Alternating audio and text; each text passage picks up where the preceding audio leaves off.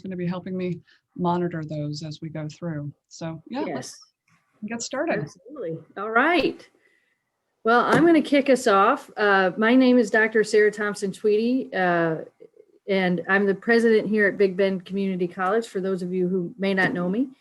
And I want to thank you all for joining us for the inaugural Passion Project Showcase.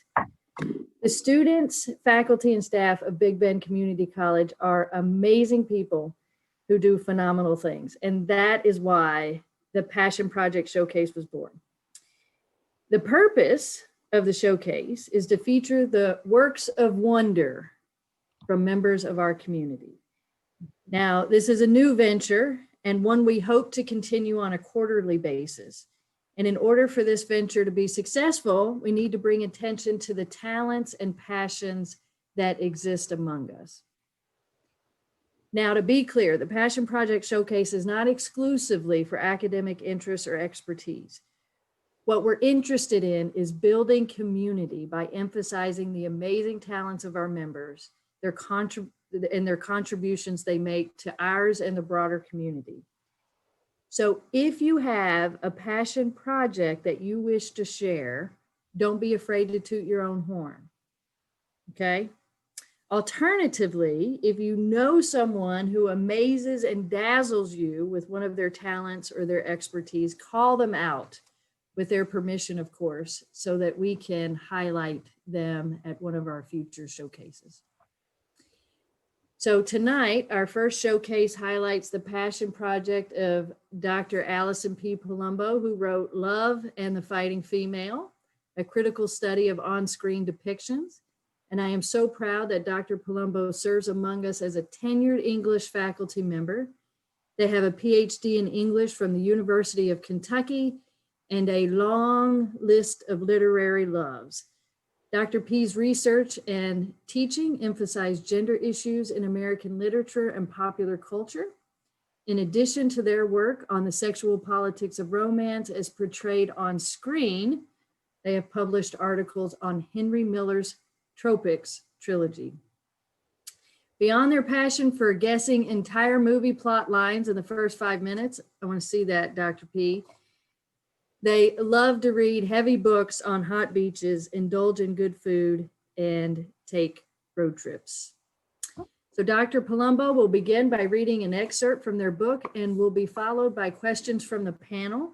And later we will provide opportunities for questions from the audience using the Q&A feature as Tiffany described. So if you have a question, click on the Q&A toward the bottom of the Zoom frame and place your question there, and we'll raise those questions a little later in the program.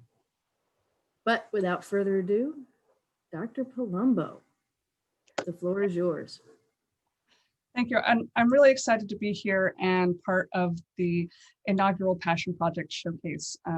And I work with such an amazing group of people here at Big Bend. The people you see here working with me on this now are just a fraction of the really awesome people here on campus. And I'm excited to get other people involved, other faculty members and staff and students as we continue this over the years. So this is my first book, and I'm going to be starting by reading some excerpts from the introduction. I'm going to skip a paragraph here or there if you're following along, just to keep this from being too long of a reading. I think that if we were all in person, it would be a little bit different, but listening to a person just read at you on screen for 20 minutes or more could probably get a little difficult. I don't know if you have your wine ready or your popcorn or however you like to enjoy your evening, but I just want to kind of give you a sense of why I did this project. And that's really captured in my introduction and my passion for understanding more about the sexual politics of our lives. And because I'm a pop culture nut, it really made sense to do it with film and television.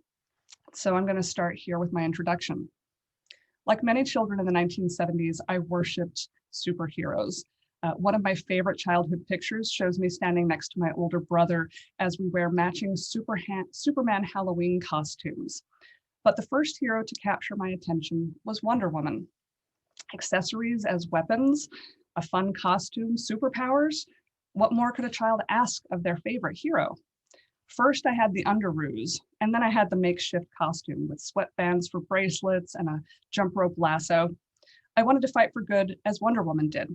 I wanted to do things that no other human could do. And because of her, I thought both were possible. As one who was raised as a female in a time where roles for women on screen allowed for little room for heroism, Wonder Woman provided a unique inspiration for me. The 2017 reboot on the big screen only further reinforced this perception for me as I watched Diana Prince fight once again to save the world while totally owning the DC comic film world, as Captain Marvel arguably did for the Marvel film franchise 2 years later. And for those of you who want to argue about this, I would be happy to do that. But more than just an inspiration, characters like Captain Marvel and Wonder Woman are examples of what I will henceforth refer to as the strong, independent woman archetype, which is exemplified by an empowered female identified character whose behavior stands in striking contrast to dominant historical views of women as the weaker sex, both mentally and physically. Maternal instincts, nurturing capacities, domestic abilities, and moral integrity have all been considered important traits in womanhood within the past 2 centuries. These traits not only set women apart from men, but it also gave them an important platform for asserting their worth, for education, for political franchise, for economic independence, etc. But physical force and vigor, aggression, and the exuberant exercise of power, pleasure in competition and defiance, competent authority, and autonomy have been largely absent from cultural notions of women's strengths. The archetype of the strong, independent woman arises precisely in response to that absence. I'm going to skip to the next paragraph. Today, there are more examples of the strong, independent woman archetype in America than ever in America, not only as fictional characters, but as real women.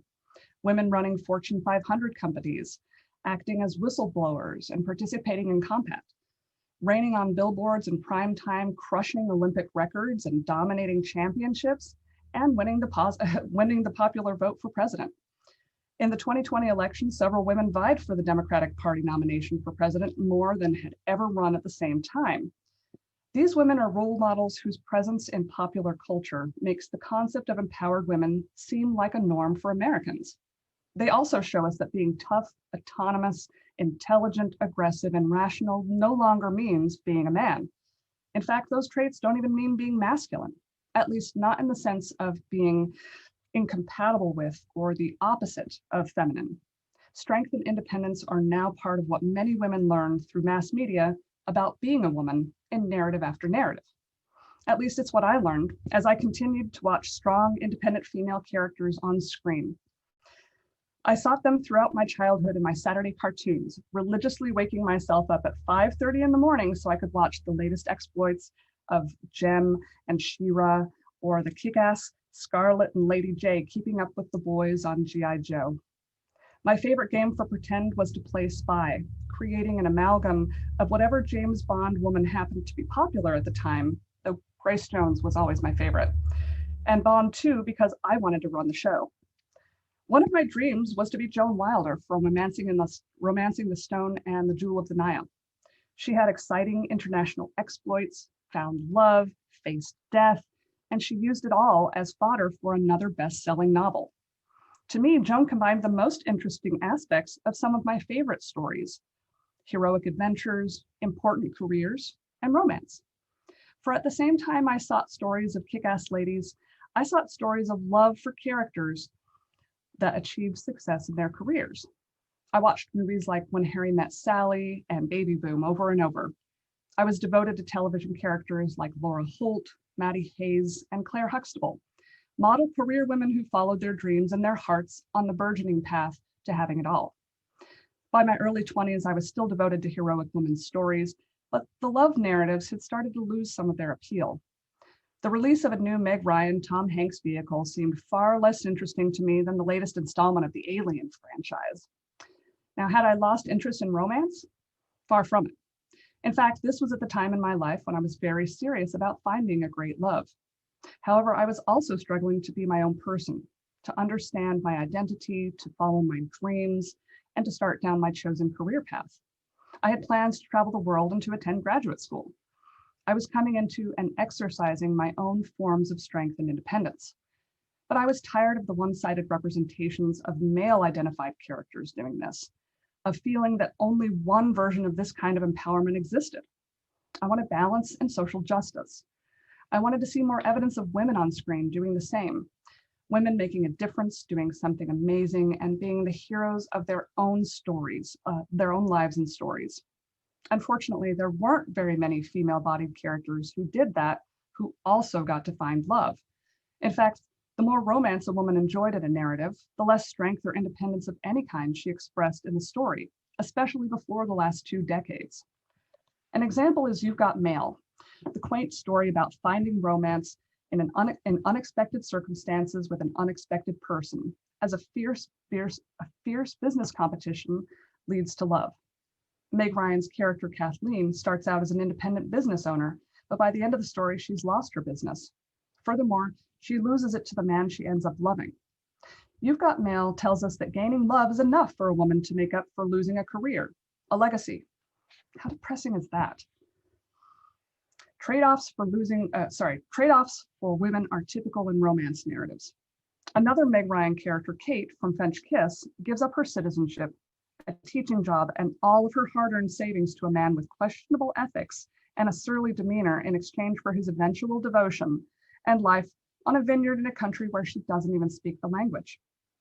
If women on screen aren't giving something up for love, then their obsession with and neuroses about love define them more than their career ambitions, like Bridget Jones, who does have success at work, but it always seems like an accident. Or the female characters rely on love to save them in some way, as in Pretty Woman or its lesser counterpart, Milk Money, in which a female prostitute with a heart of gold is rescued from her terrible life by a generous man. In both movies, there is also a dose of Pygmalion thrown in as the woman transforms into a proper leading lady. Then, of course, there are the numerous films adopting the Taming of the Shrew storyline from Shakespeare, movies in which a woman with a very driven or a hard-ass personality is softened just the right amount to be palatable, thanks to the love of the right man, as happens in 10 Things I Hate About You and The Proposal. Giving up or changing a career to make a relationship work, or even for bettering oneself, isn't necessarily degrading or sexist. It's the fact that we don't see stories about men doing the same thing amid the repetition of stories about female sacrifice and improvement. That's the problem behind these fantasy choices. But what about the action and excitement? What about the fantasies in which women characters dare to tread on and undermine the false gender binary, demarcating heroism and protection firmly on the male side? It has often seemed that the more explosions, the bigger the fight between good and evil, and the more driven the woman, the more she can take care of herself, the less likely she was to enjoy the fruits of romance. I'm going to skip ahead to the next paragraph. As a viewer, I was left torn. I wanted the women to have it all, not to seem to be excluded if they dared to transgress traditional female gender roles.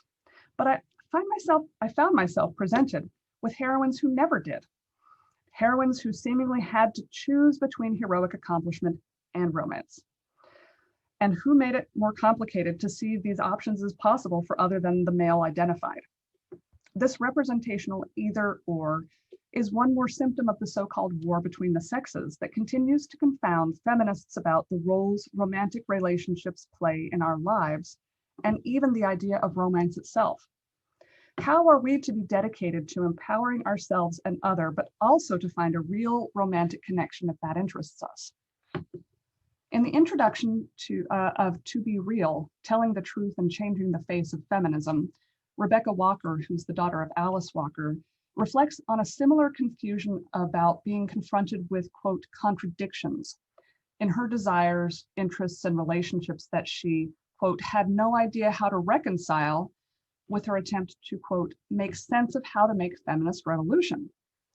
Walker's concerns reflect those of many young women from my so-called Generation X, who have been grappling with a feminist perspective that has influenced their lives, but doesn't always seem to fit their lives.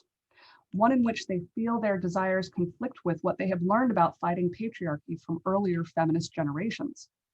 One of the contradictions Walker describes facing includes feeling that, quote, I would never be able to maintain my independence and artistic strength as a woman. She was conflicted by both her, quote, attraction to stable domestic partnership and her, quote, desire to start a business and pursue traditional individual power. I bought Walker's book around 1996. Actually, I'm going to skip this paragraph. Sorry about that. This problem, the reconciliation of feminist goals and activism with romance and its ties to narrow conceptions of womanhood, has been far from solved for feminists growing up in the 21st century, whether on screen or in real life.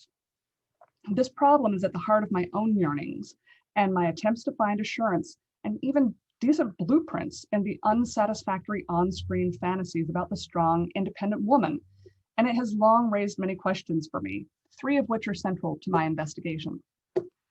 Why, entering the 3rd decade of the 21st century, is it still somewhat rare to find portrayals of a complex, empowered woman in love who doesn't sacrifice her strength and independence to enable a successful romance narrative that doesn't reinforce traditional notions of gender that assert male domination and female subordination? What kind of romance would make this possible? And how would it complicate our understanding of heterosexual norms, gender identities, and women's agency? Would such a romance be considered feminist, or at least feminist friendly? Because there has been a lack, though, doesn't mean that such portrayals didn't or don't exist. There have been glimpses of alternative romance narratives, not only in niche genres or in programs with small but dedicated followings, but also in Hollywood blockbusters and primetime television that represent an empowered version of womanhood that still finds room for intimacy, even if it is a struggle. These alternative romance narratives offer sites of potential resistance, transformation, and agency. They show us examples where feminist-friendly heterosexual intimacies are being advanced and even celebrated, where pockets of popular culture are replacing the feminist man-hating stereotype with a feminist man-loving ideal, whether the love is romantic or not, that portrays female relationships with men in ways that avoid or question the old characters. My purpose with this study is to pick one such pocket of transformation, the fighting female romance narrative. The fighting female character is one version of the strong, independent woman. She differs from other versions, however, because her strength is represented visually as well as internally, exhibited when she uses her body and other weapons in combat. Moreover, fighting female narratives rely heavily on her exercising violence to protect herself and others. In other words, she poses a physical threat, maintains elements of self-reliance, and performs in ways most typically reserved for male heroes. Fighting female characters in a variety of genres and types have multiplied on screen over the last few decades. Yvonne Sims, Stephen Dunn, and Philippa Gates characterize the blaxploitation heroines of the early 1970s as the original fighting females on screen who, quote, not only paved the way for other action heroines, but redefined the ways in which women in general were represented in film by portraying a new character that could hold her own among men and women equally. And that was from Yvonne Sims. As these critics argue, the blaxploitation heroine was a crucial character who created the mold for the, quote, tough action women, as Philippa Gates calls it, of the last 40 years. They were the first American film versions and the first crime-fighting females to be full-fledged protagonists. Previously, women who killed on screen were relegated firmly to villain territory, like the unruly femme fatales of film noir and rampaging vixens in Russ Meyer B movies. I'm going to skip ahead to page 16 here in that last paragraph. Through my analysis, I hope to provide a starting point for further exploration to what Bell Hooks calls, quote, a new ideological meeting ground for the sexes, a space for criticism, struggle, and transformation, and that shows readers there are already places within the overdetermined spaces of the mass media that are reframing relationships in ways that fit the kinds of feminist movement that Bell Hooks envisions, relationships in which, quote, the alienation, competition, and dehumanization that characterizes human interaction can be replaced with feelings of intimacy, mutuality, and camaraderie. Ultimately, my goal is to argue that some fighting female relationship narratives merit our attention because they reveal a new cache of plausible, empowered female identities that women negotiate through their intimacies and romances with men, however currently limiting they might be. These negotiations, in turn, enable innovative representations of male-female relationships that challenge long-standing cultural scripts about the nature of dominance and subordination in such relationships. Combining cultural analysis with close readings of key popular American film and television texts since the 1980s, my study asserts that certain fighting female intimacies, certain fighting female relationship themes question regressive conventions in male-female intimacies and reveal potentially progressive ideologies regarding women's agency in mass culture.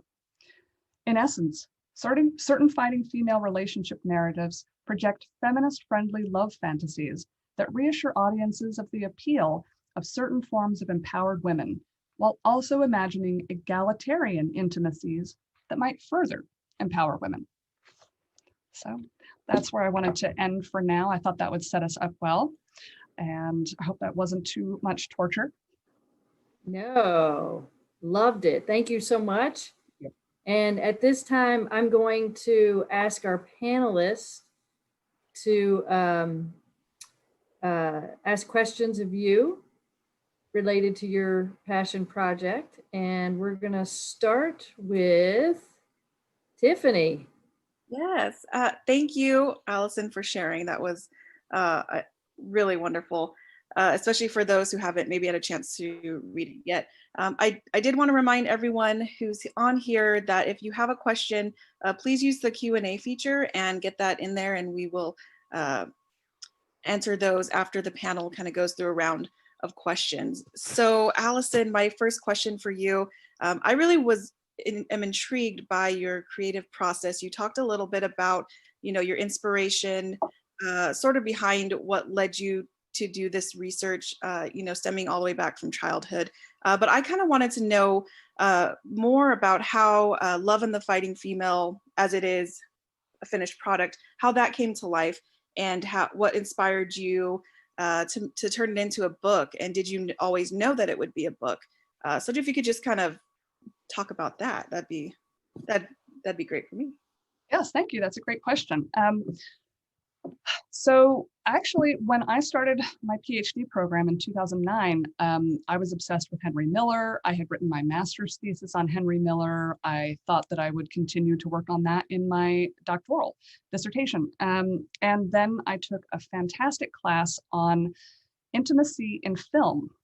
It was one of the first film classes that I had ever taken. But I have been a major watcher of films ever since I was young, and my parents got cable.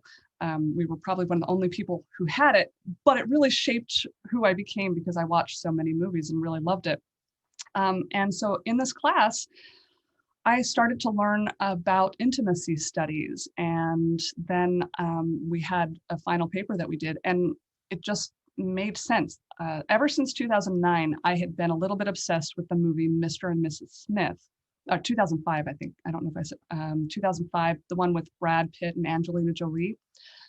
Scott and I, we both loved it. We would just talk. We talked tons about it as we were leaving. We bought the movie and we would just watch it over and over. And it was just so much fun. And there was just something so interesting to me about it. And during that class, I was able to figure out, well, it was a really interesting representation of a kind of egalitarian intimacy. So like an equal partnership between the two of them. And so I explored that in this paper. And then by the time that I was done with the paper, I had a really great connection with my professor. She nominated it for an award that I won for the school. And I thought, maybe there's something to this. I kind of like writing about movies. And so I just plunged ahead. Luckily, I worked with Susan Bordeaux, who is a very well-known pop culture scholar, and she's the reason why I was at the University of Kentucky. She impressed me so much. And she was a fantastic mentor who let me do what I wanted and just let me grow the project as I wanted. And so I just started watching a ton of shows that I had watched when I was younger and taking notes. And I knew that it was going to be my dissertation, and I always knew that I wanted my dissertation to be a book. And that just came because I finally went and talked to a publisher. I had the dissertation done, I had my manuscript, I had changed everything, and I found a really wonderful editor at McFarland who was really excited about my work. And so the creative process just came from my passion for movies, but really it was my passion for wanting to see some healthier, more equal relationships on screen and trying to figure out, were there any? Would I find any? And so those were two of my kind of central pushes for that creative process. Does that answer your question? It does. Yes, thank you. And just as a second to that, what was the writing process like? I mean, how long did it take to go, to get to where you are now, and how you kind of balance that with working and home life and just in general living through a pandemic? Oh, yes. Well, luckily, most of the work was done before the pandemic. So I wrote the paper in 2011, and then took a year to develop my prospectus for my dissertation, which is where I watched a whole lot of shows and read basically everything I could about the topic, like everything that was in the University of Kentucky library that I could get. And it's one of the most well-endowed libraries. So it was a lot of reading. I wanted to be really conversant in intimacy studies and in romance and pop culture. And really, I started to notice that very few people were addressing this. So that helped encourage me. Then from 2013 until 2016 was when I was actually drafting each chapter, getting feedback from my dissertation director.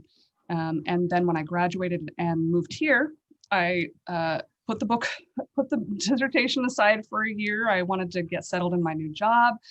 And frankly, I was a little tired of it. I didn't want to see it anymore for a while. And I thought, I need a break. And I will say that I get a lot of crowdsourced enthusiasm.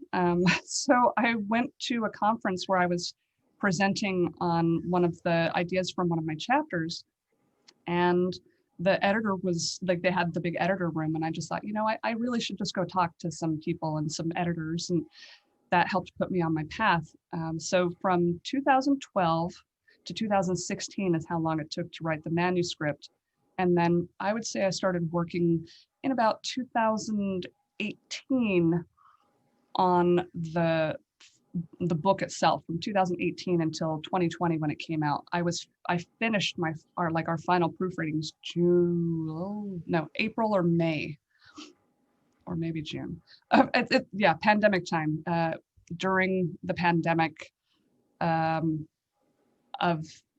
the end of last year, and then it came out in July. And it's a very long process. I do want to write a second book, and I'm planning on 7 years will be a great timeline.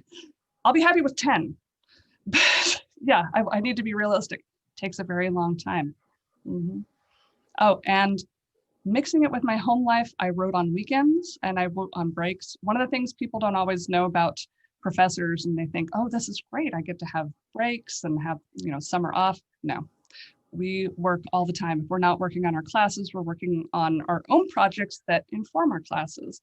And that's really what gives me the enthusiasm. I love to help other people find their passions. And so that's part of the reason why I do what I do. Thank you. Awesome, thank you.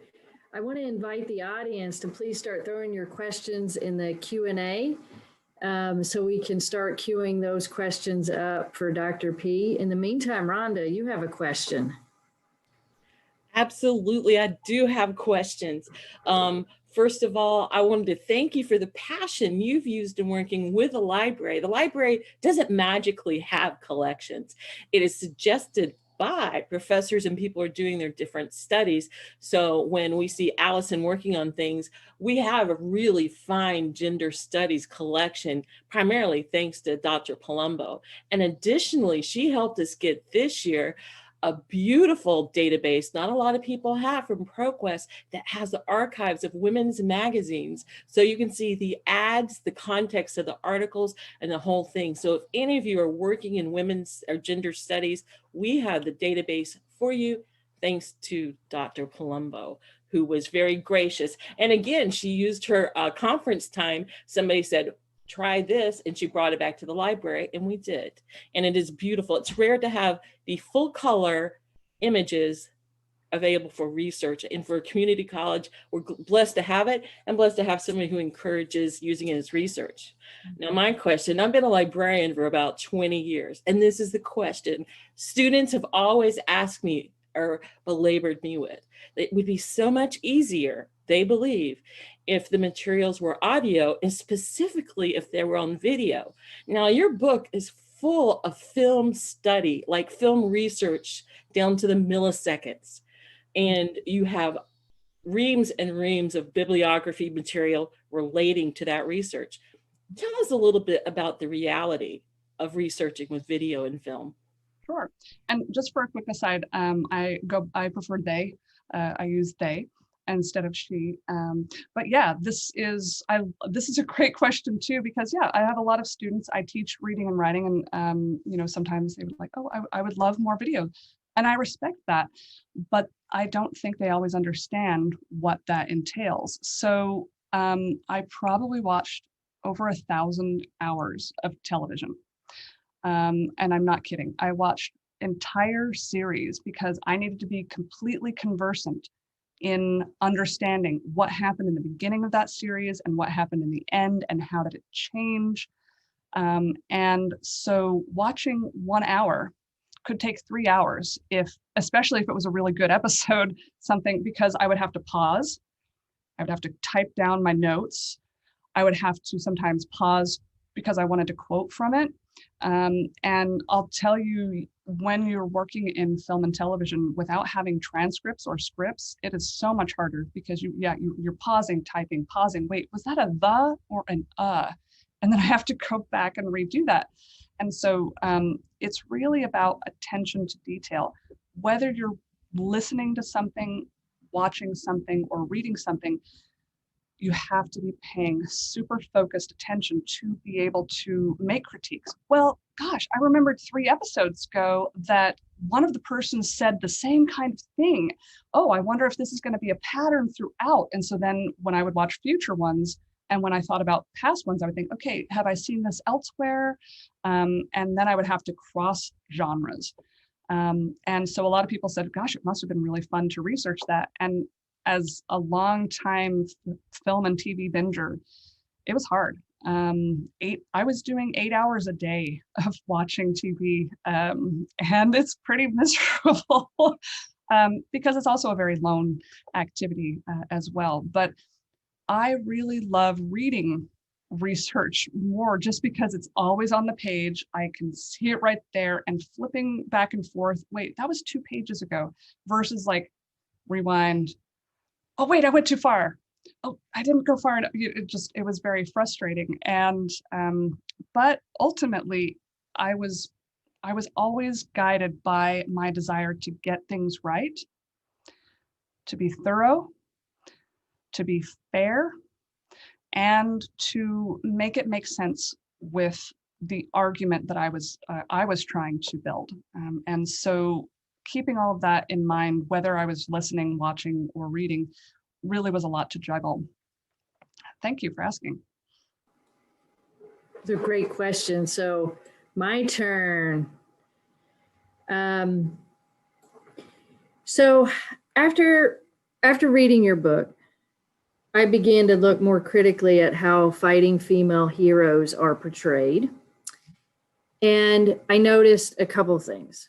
One is that often their fighting capabilities are legitimized by a man, who is usually their love interest or becomes their love interest, or they are ultimately saved by a man who is usually their love interest. For example, both of these things happen in the movie Mulan. So Mulan, if you've seen that movie, Yep. Okay. I haven't seen the live action, but I've seen the cartoon. Okay. So Milan saves the entire army. And after that happens, Milan's gender is discovered, and she is the commander of the military banishes her as her punishment. But a man with whom she has romantic tension, there's been this romantic tension building up, ultimately steps in and legitimizes her. And only because of that is she allowed to continue to fight alongside them, even though she has more than proven her capabilities. There's another recurring theme with fighting females that I've noticed is fighting females often are depicted in scenes relying on their sexual prowess, even though that fighting female has the skills to defend or defeat her enemies. And I'm thinking in this example of Black Widow in the Marvel Cinematic Universe movies. Mm-hmm. And I feel like these things distract from the plot. And I just want to get your perspective, since you have looked at this from many different angles. Mm-hmm. So could you comment on that? Oh, yeah. I love that. The objectification of the female body is by far one of the hardest obstacles for creating feminist-friendly media, because it's so deeply ingrained that women-identified people objectify other women-identified people. We constantly feel like we have to talk about women's bodies, and that women's bodies have to be scantily clad or be acting in some way that's somewhat sexual. And I read recently this really interesting, so if you ever want to get lost down a rabbit hole, talking to action fans, or rather reading what action fans write about realistic fighting scenes in movies. So there was this big conversation that I was reading about it's not a throw, but basically it's a thing where the fighting female launches herself up and somehow wraps her legs, so her crotch is in the guy's face, wraps her legs around him so that she can then like flip him over or break his neck. And all these people are like, that's just so unrealistic and unnecessary. Yes, it's possible, but there are much better ways to take somebody down. And if you start looking, you will, especially in, I would say, the last 10 years, this takedown has become very popular. And absolutely, this is a great example of how a narrative can undermine a representation of an empowered woman, because it is reminding us that she is an object to be valued primarily for her sexual attraction or her attractiveness. And who does that appeal to? Well, it's supposed to appeal to men, even though the world acts like there are no lesbians or other sexualities out there, often in prime time. Yeah, they're just like, hey, this is appealing. And that distraction is what is part of the problem. And so we see that in Mulan. It's another example where, you know, she's not a female prostitute. She's not what was the other example? She's not the Meg Ryan character, but she's more like the hard ass, the driven character who needs to have that love of the man who legitimizes it. Well, it's okay that she did these things because she's heterosexual and I care about her. And so now you can use my legitimacy in culture to give her legitimacy. And what's really confounding for me is that we do need partnerships with each other. Men and women and everyone in between, we all need partnerships with each other. And I don't mean just romantic, I mean intimate, I mean camaraderie, I mean friendships. sharing and closeness. But romance and sexual pleasure is also part of that as well for some people, depending. But that partnership often ends up just reinforcing the fact that it is the male who legitimizes. And I do write about that, especially in my chapter on fraught fighting females. One of the, I think they're kind of my favorite type of fighting female, outside of the superheroes, which is funny because I don't really do superheroes in my book.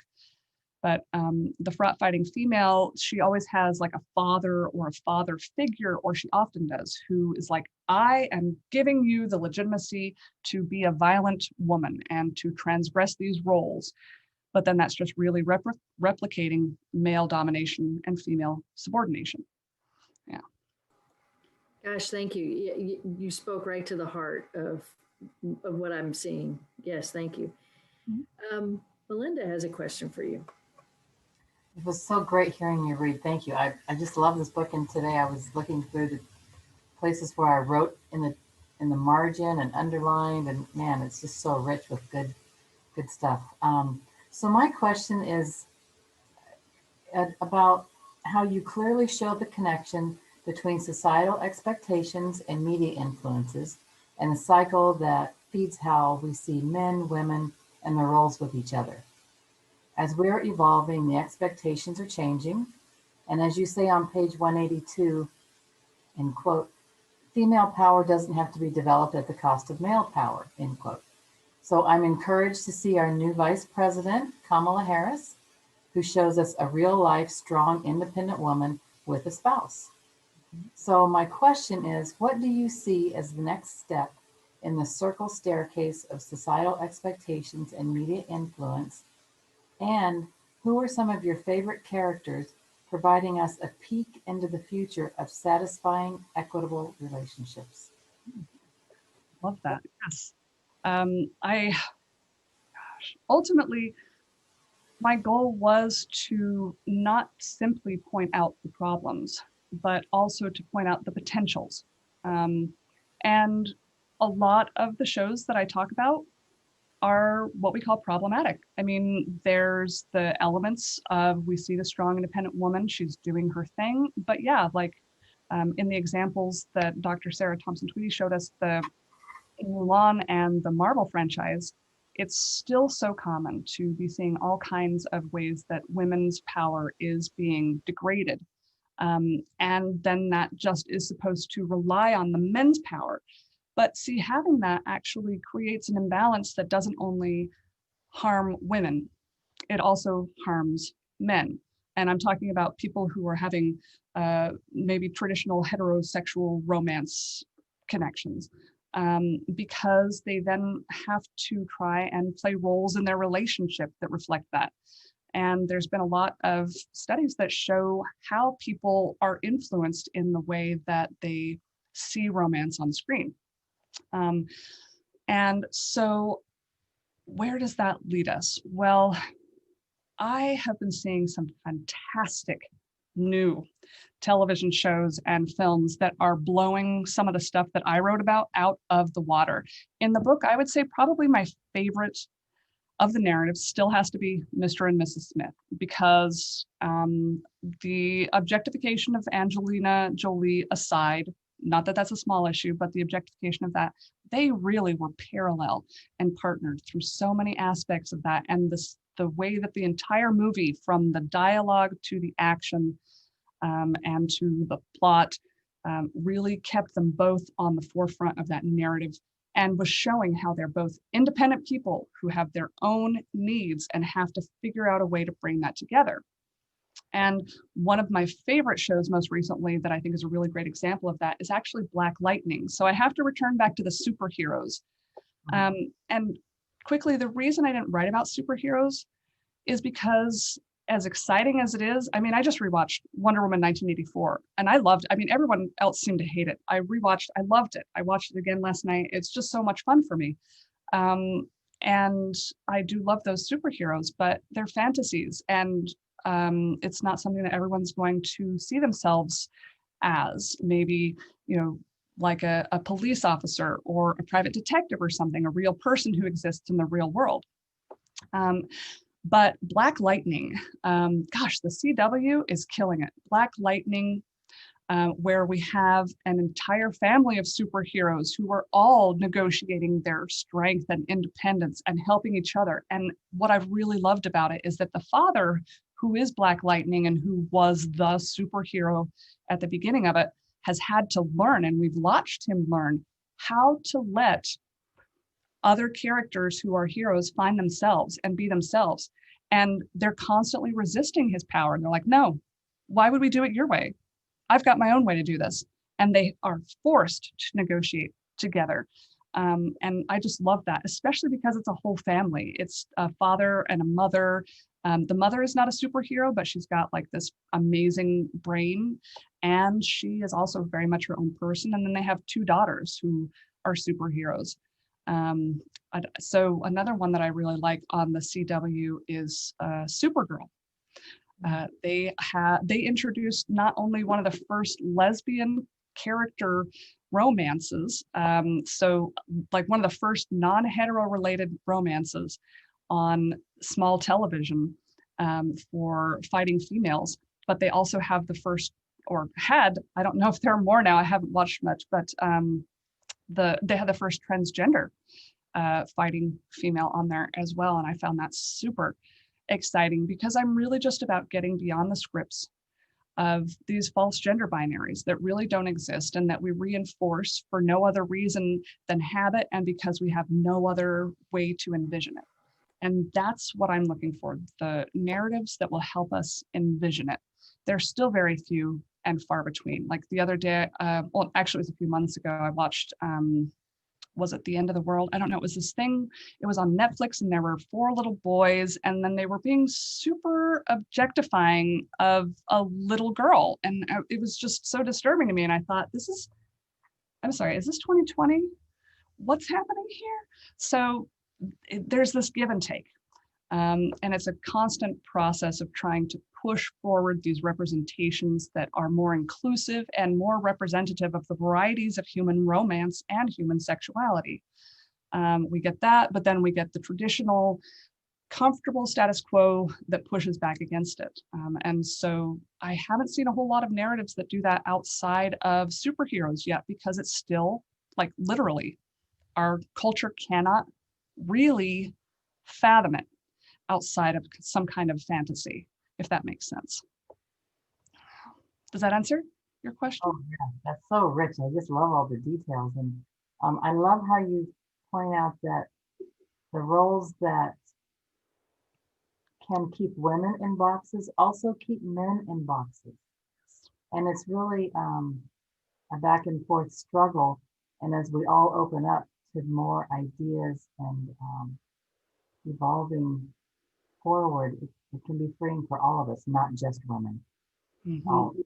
And I love that we're all on a continuum. It's not a binary. It's like here to here all along the way. Yeah. Thank you so much. I've loved listening to you.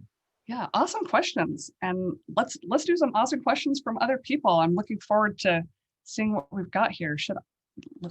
Dr. Palumbo, I can go ahead and field some of those. I've been reading a couple to you. That way you can just kind of focus on getting those answered. So there's 2 questions that I'm going to combine because they seem sort of, you could talk to them at the same time. The question 1 is from Jennifer McCarthy. Did you examine any foreign films, i.e. La Femme Nikita, or did you focus on American titles? And Monica asked, from all the material that you did research, did you find that most of it was made or written by males or females? The majority of the films and television shows that I talk about throughout were directed by, written by, and primarily had male production crew. That's a big part of Hollywood now. And one of the things I really like about all the streaming services is that they're poking a lot of holes into that, and Hollywood is starting to try and catch up with all of the new diverse voices. And I just lost my train of thought there. What was I saying? sorry, yeah, my mind just went a little bit blank. Oh yes, okay, so the male production crews. Yes, but what's interesting is, for example, Remington Steele. Remington Steele is one of my all-time favorite TV shows, and it's from the 1980s, and it still holds up really well, which I was pleased about, because a lot of the shows that I rewatched, where I was like rewatching The Bionic Woman, which did not hold up well, and Scarecrow and Mrs. King, which I remember liking as a kid, but it also did not hold up well as an adult, because I was like, all she does is get in trouble, and then he has to save her. Okay, this is getting annoying. But the Remington Steele, the person who basically created that, my brain is blanking also right now on his name, but he wanted to create a story of just a female private detective. And everyone's like, oh, no, that's not going to happen. You're going to have a dude in there. And you can kind of get a sense of that in the beginning. Like in the very first episode, they talk about chauvinism and sexism, and you really see that tension between the character who will become Remington Steele and Laura Holt, who is the professional female detective. You see that from the start, where there's like, okay, so he recognizes the problem here as a character, but he's still going to be playing that role where he's creating problems for her power. And so again, that, one step forward, two steps back. But yes, I wanted to focus mostly on American, but La Femme Nikita, oh gosh, the Nikita Narratives. Where would we be without La Femme Nikita? So La Femme Nikita, for those of you who don't know, 1990, Luc Besson created a movie about basically this woman who is forced to become an assassin. And that storyline birthed an American remake, The Point of No Return, which with Bridget Fonda in 1993. It also led to a more recent version of Nikita, which was fabulous. 2013, it started on the CW, and then it went to Netflix, and they finished the series. And it's by far my favorite Nikita. The worst Nikita was the TV show from 1997 to 2001. And those were some of the longest watching hours of my life, because no one in the show has like any affect at all, ever. But anyway, so it just branches off. But then the show Alias also, and then Luc Besson's most recent movie, Anna. And then there's a movie with Jessica Chastain now, that's Ava. And then there's The Red Sparrow. Like, all of these are very tangentially related to the same topic of La Femme Nikita. So one of the things I write about is, why are we so obsessed with this storyline? And it's because it's such a good one in terms of trying to visually represent the tension for empowered women trying to claim their own autonomy and identity, but being stuck in these systems that are just bad for everyone. Now, granted, most of us don't have to worry about being killed if we get our role wrong, but still it's creating that tension and it's reflecting it, while at the same time it's reinforcing it in our viewing mind. So we keep seeing this over and over. But I'm trying to think of, there aren't a whole lot of foreign action films that I've watched, but I would say probably French films tend to be the closest, in my experience. French and British films and television tend to be the closest ones to what we see here in America in terms of representations. There's a lot of similarities in the conflicts for feminism and empowering women and creating equality in all three of those cultures. Great questions, thank you. Great. So this next one, this comes from Daniela. Movies showcase many aspects of life. Heroines are constantly sexualized. This happens in real life too. No matter what a female does, it's for the male gaze. While this is very difficult, how do we stray away from the male gaze in film, pop culture, when society itself is still very heavily revolved around the male gaze? Oh yeah, how do we get away from that male gaze? Well, Daniela, I want you to write that book next, because I know we're still going to be talking about this in 20, 30 years. Why? Because we've been talking about it for hundreds of years. I mean, Mary Wollstonecraft in her The Vindication of the Rights of Women was talking about the problem of just letting women grow up to be these pretty birds who are supposed to sing and be pretty and buy things and look good in those things, because it basically, her argument was that it destroys people's morality. I wouldn't quite go that far, but it definitely does destroy their sense of self-autonomy and their identity, and it makes them seek the approval and attention of others, not just men. It's like the women and the female body who have been subjected to these objectifications learn not to find their sense of self in themselves. They learn to find it from others. So how can we get past the male gaze? Well, one of the things that's really happening great, like I said, in streaming services, is that there are so many more female-bodied and or women-identified directors and writers who are telling stories about what it is to be women. A really great show that I'm into now, Nora from Queens. It's not action oriented at all, but I love Awkwafina's character because she just hangs around all the time in dumpy t-shirts and jean shorts. Billie Eilish, wait, is that correct? Billie Eilish, the singer, is that how you pronounce it? Yeah, I love Billie's style because it's just all about comfort and self-expression in the way that she prefers to experience the world, and she's rejecting the male gaze. But I also don't think that we should have to shape ourselves to avoid the male gaze, because one, it's impossible. I mean, I've been called in sweatpants. You know, it's not about attraction. It's not about any value. It's really just about a power imbalance and one person thinking that they have the entitlement or the right to speak to another person about how they look and how they think about how they look. I don't care. You're a stranger. Why should I care? Oh, because I have a vagina and therefore I should not be able to be secure in how I see myself and not want this to be anything about anyone else. That was a little bit direct, but that's kind of how I see it. But yeah, getting female bodied and woman identified directors, writers, actors.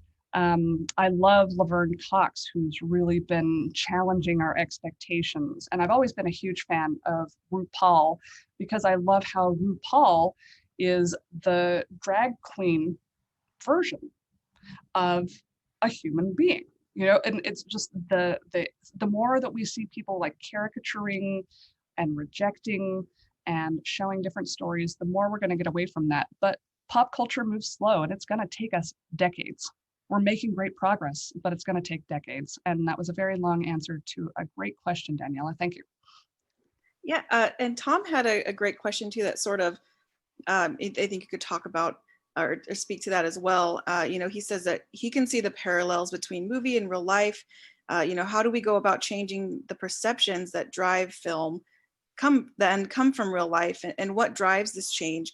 You know, film depiction or real life changes that make the film different? Well, that is the same type of question as nurture and nature debate. It's always both. You can never say it's nature, just nature. You can never say it's just nurture. It is always both. They are always completely wrapped up together. And so what we see on the screen is going to encourage people to believe and keep seeing that and applying that to the people in their real life. And then the people they see in their real life, when they see a reflection on screen there, they make these connections. And so stereotypes are just, it's just this vicious circle. And really, it's about how you spend your money. Like that's the only way that we change Hollywood. And that is unfortunately a big way of how we can change, how we change consumerism. Like, for example, when I grew up, it was the 1970s and 80s, and there was a whole lot of emphasis on, children are just children, and It doesn't matter if it's a female body or a male body, just put them in some overalls and go throw them in some dirt, and, you know, free to be you and me, and all of that kind of, there was a lot of pushback against gender in a lot of aspects of toy culture, TV culture, cartoon culture, comic book culture. In the 70s and 80s, that's when you started to really see new comic book writers coming out and creating new stories, to try and be like, hey, these are the stories that haven't been shared yet. But it's really where you put your money. So when movies come out that are in the big theater, that are done by women directors, or that have women writers, I try to go like first, well, back when we could go to the theater, I would try to go to the opening weekend, because those numbers matter, because Hollywood executives see those numbers and then they say, okay, this will work or this won't work. And they love templates. Like, they love things that they can easily slide into a template. And gender, like, just horrible, traditional, male dominating, female subordinating gender roles are so easy and just so tried and true that they feel like their money is going to be protected, and you have to put your money elsewhere. That's how I see it. Great, thanks. Are we still good on time? I just want to check in, make sure we have time for a couple more. We're getting some really great questions coming through. So this one's from Melissa. It's kind of a look at what's to come. Are you planning to look into other types of media through that same academic lens of intimacy studies? Oh, yes, yes. So one of the things that's a real problem with my book is that almost all of the characters are white, they are woman identified, and they are heterosexual, and generally from some kind of, you know, middle class, comfortable class background. I believe that Maggie Q is one of the only actors of color I talk about until the end, where I do bring up Supergirl and Black Lightning as kind of the future. But that was because the era that I was working in was really limited. And what's really fascinating to me is that the fighting female started with a blaxploitation heroine. I mean, Pam Grier. Oh wow! I mean, talk about a goddess of film action, and then nothing for decades and decades. And only in the past few decades, like most recently, we've had films like Columbiana, and I'm talking about American-made, Hollywood-based films. We've got Columbiana with Zoe Saldana, I think that's who. Yeah, Zoe Saldana, who was also in Guardians of the Galaxy. And she was also in Star Trek. So we're starting to see these particular women of color, Black women, Asian, let's see, I'm trying to think. Oh, yes, Priyanka, I want to make sure I say it, Priyanka Chopra. She was in the TV show about Quantico, and she married a handsome brother. I don't know why I remember that, but I can't remember her name. But yes, and she was a fascinating character. Not a great TV show. I did watch it. It was interesting, but there are so many more narratives that have come out in the last 10 years. And that I know are coming out more, that I think I'm going to start something new. And so I am going to continue through this intimacy lens, because I want to talk about the way that there are white women ideals. So the strong, independent woman archetype, as we really envision it as a culture, has to be a white woman. Because goodness forbid, she should actually have other problems based on her identity, aside from the fact that she is a woman, that might hold her down, because that's a bummer, and that's hard to deal with. We don't want to see our superheroes having to deal with racism or, you know, other kinds of isms that hold them back. But now people are challenging that more. And so I have no idea where this is going to go, but I have like a huge list of shows I'm already starting to work my way through of, and I'm thinking, okay, what can I do for my sabbatical to get this next book started? But yes, I'm really excited. I love the intimacy lens, and I'll tell you one of the big reasons why.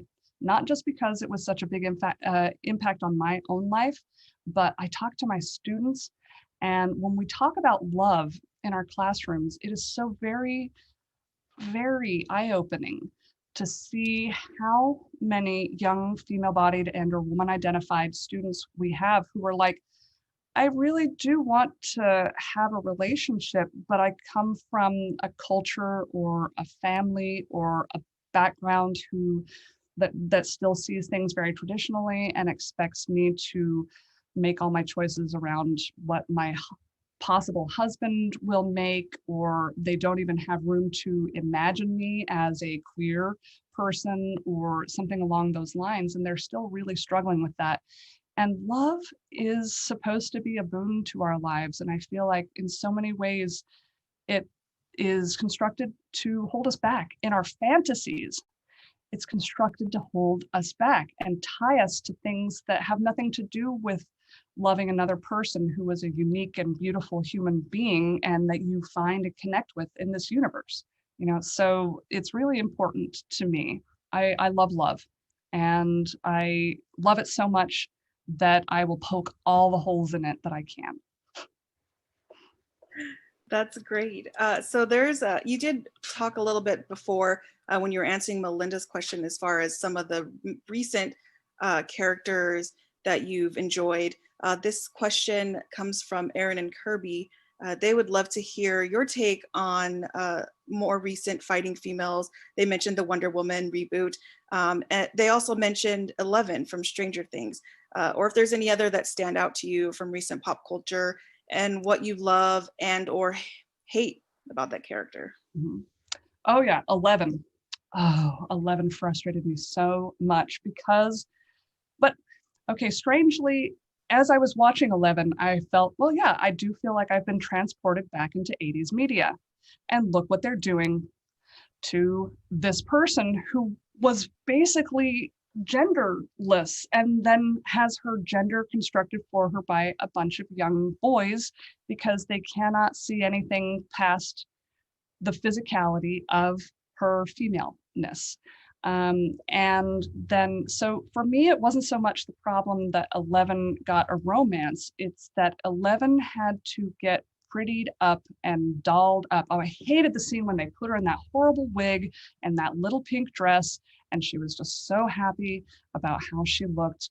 And I thought, okay, it begins again. That's what I want us to get back from. I don't want us to create nostalgia around that. I want us to reject it.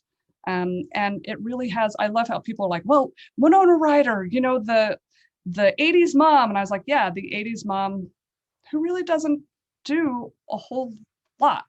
And it was so much more what the male-bodied characters around them were doing, and just that they were all involved in the story. I was very disappointed in that, and I felt like that was a step back. Whereas, so Wonder Woman's what's really interesting to me. Now, I have not read the reviews about 84 because I still have to process it. I'm still trying to figure out some of my thoughts before I go out and then start to find out what other people think. But I do know that the Wonder Woman history in general has been a little bit fraught, and it's because Wonder Woman has a love interest in Steve, and it's whether it's the comic book or whether it's the TV show, and the movies, and people see this as automatically being the thing that softens her. And I'm like, well, the thing that really was working against her in the first movie, Wonder Woman, the 2017 one, was how every 5 minutes people are like, oh, you're the most beautiful person. Oh my God, you're so beautiful. Yes, it's Gal Gadot. I mean, okay, we see what's going on here. We do not need a constant reminder of this. And I was actually kind of disappointed in that. But I felt like Wonder Woman 1984 somehow seemed freer, and it seemed to make fun of that a little bit more. And also, it did show her as a person yearning for her own intimacy. What's wrong with that? Superman, Batman, all of these male heroes who always had some kind of woman who was ready, willing, and waiting, whatever the story was. And poor Wonder Woman has to have her boyfriend killed. And that's somehow supposed to be what frees her to be stronger or to be herself. That's so problematic, because everything that I understand about humanity and society is that the more people we have on our side, the more people who support us, and the more people we partner with, the better off we're going to be. And we see that in the original Wonder Woman movie, 2017. But it's all, again, almost entirely dudes, except for one sassy woman. But what I liked about 1984 was that you see how Kirsten Wiig's character